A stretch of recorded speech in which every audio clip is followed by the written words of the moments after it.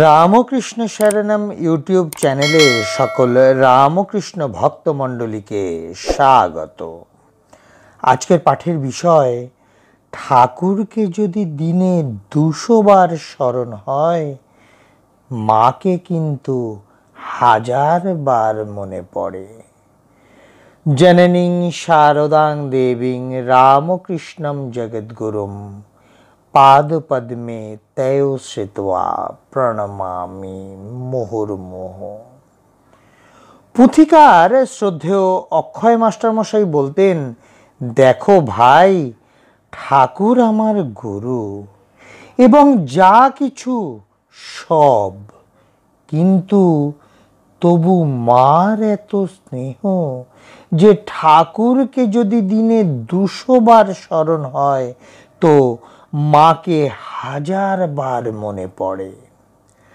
ঠাকুর যেন প্রচণ্ড মার্তণ্ড, আর মা যেন সুস্নিগ্ধ চন্দ্রমা। কিন্তু ভাই, এমন স্নেহময়ী জননীও প্রারব্ধের উপর হাত দেন না, সেটি এই শরীরের উপর দিয়েই ভোগ হয়ে যাবে। তারপর অক্ষয় মাস্টারমশাই একটা ঘটনার কথা বললেন। তিনি বললেন, একদিন আমি ও উমেশ ডাক্তার মাকে দর্শন করতে যাই। মা নানা কথার মধ্যে সহজ সরলভাবে নিজের আঙুলের ডগাটি দেখিয়ে বললেন, শেষ বয়সে অক্ষয়ের একটু কষ্ট আছে। তখন কিন্তু কিছুই বুঝতে পারলাম না আমি। পরে ঘরে বসে যতই ভাবি ততই পরাণটা হাঁচড় পাঁচড় করতে থাকে। 2-3 দিন পরে উমেশ ডাক্তার আবার মাকে দর্শন করতে গেল। আমি তার মারফত বলে পাঠালাম, মাকে গিয়ে বলবি আমার শেষ বয়সে কষ্ট হবে শুনে বড়ই দুশ্চিন্তা হচ্ছে।